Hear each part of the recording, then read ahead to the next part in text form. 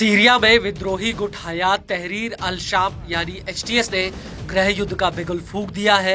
HTS का सीधा निशाना सीरिया के मौजूदा राष्ट्रपति बसद अल असद है, जिनको सत्ता से उखाड़ फेंकने के लिए एचटीएस के लड़ाके राजधानी दमिश्क की तरफ कूच कर चुके हैं। लेकिन इससे पहले ही एचटीएस के लड़ाकों ने सीरिया के अलेप्पो, हमा और इदलिब शहर पर कब्जा कर लिया है।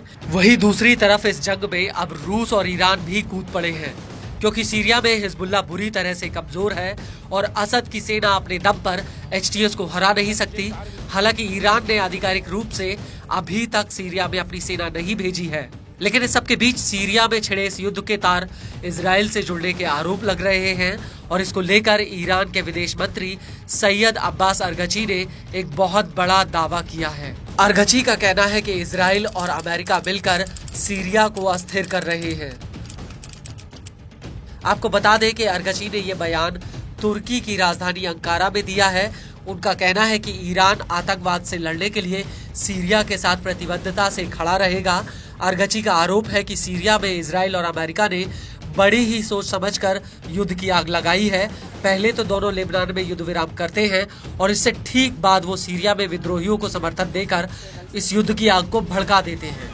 अरगची ने इस दौरान तुर्की के विदेश मंत्री से कहा कि हमें ऐसी खुफिया जानकारी मिली है जिससे ये बात साफ होती है कि सीरिया का तकरीफी आतंकी संगठन अमेरिका और इजराइल के संपर्क में है, जिनके इशारे पर ये उत्तरी सीरिया में हमले कर रहा है।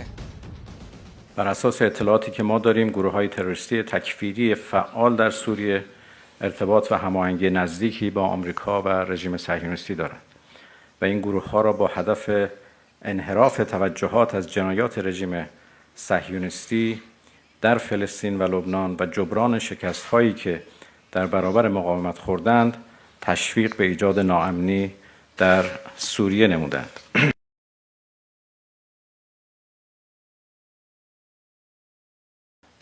فعال شدن مجدد گروه‌های تروریستی تکفیری در شمال سوریه و حملات این گروه‌ها به مناطق مختلف از جمله شهر حلب نگران کننده است. بازگشت مجدد تروریسم سوریه امنیت و ثبات و تمامیت سرزمینی سوریه را در معرض خطر جدی قرار داده است و تبعات چنین وضعیت خطرناکی مسلماً دامن همه کشورها به ویژه همسایگان سوریه رو در بر خواهد گرفت. वहीं ईरान के विदेश मंत्रालय के प्रवक्ता इस्माइल बघेई ने भी अरगची की बात को दोहराया है।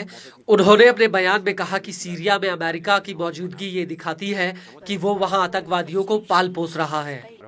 ما فکر می‌کنیم هیچ وقت داعش و تروریسم در سوریه تهدید علیه آمریکا نبوده.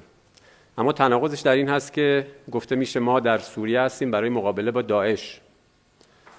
خب اگر هدف از حضور نظامی آمریکا در سوریه مقابله با داعش هست، خب داعش اونجا چه کار میکنه؟ این حضور نوعی تجاوز محسوب میشه، نقض اصول و اهداف ملل متحد و کاملا روشن هست که اساساً یکی از دلایل رسوب تروریسم در این سالها در سوریه و تداوم حضور و حیاتشون ناشی از همین اشغال توسط نیروهای نظامی آمریکا بود.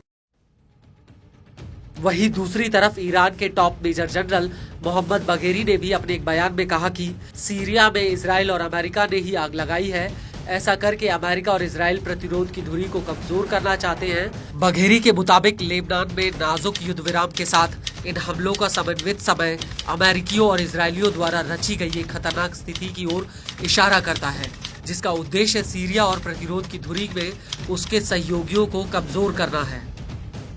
आपको बता दें कि सबके बीच रूस ने सीरियन आर्मी के साथ मिलकर विद्रोहियों पर हमले तेज कर दिए हैं। सीरियन अरब आर्मी और आर्म फोर्स जनरल कमांड का कहना है कि पिछले 24 घंटों में विद्रोहियों के ठिकानों पर बेहद ही सटीक हमले किए गए और इन हमलों में एचटीएस का हेडक्वार्टर और 3 गोदामों को उड़ा दिया गया। सीरियन आर्मी का ये भी दावा है कि उसने सफलतापूर्वक 200 विद्रोहियों का खात्मा कर दिया। इसके अलावा सेना ने विद्रोहियों द्वारा सुरक्षित गांवों और कस्बों की तरफ दागे गए 20 से ज्यादा ड्रोनों को भी मार गिराया। वहीं दूसरी तरफ सीरिया में रूस के रिकंसिलिएशन सेंटर के डिप्टी डायरेक्टर ओलेग इग्नातेव ने कहा कि रूसी सेना ने अपने हवाई हमलों में करीब 100 चरमपंथियों और उनके ठिकानों को तबाह कर दिया। इसके अलावा विद्रोहियों के हथियार डिपो, जमावड़े वाले पॉइंट, निगरानी चौकी, shelter, air defence missile system. रूसी सेना के मुताबिक उसने अपने हमलों में विद्रोहियों के 12 टैंक, 27 वाहन, 3 मोर्टार, 1 कमांड सेंटर और 1 हथियार डिपो को उड़ा दिया।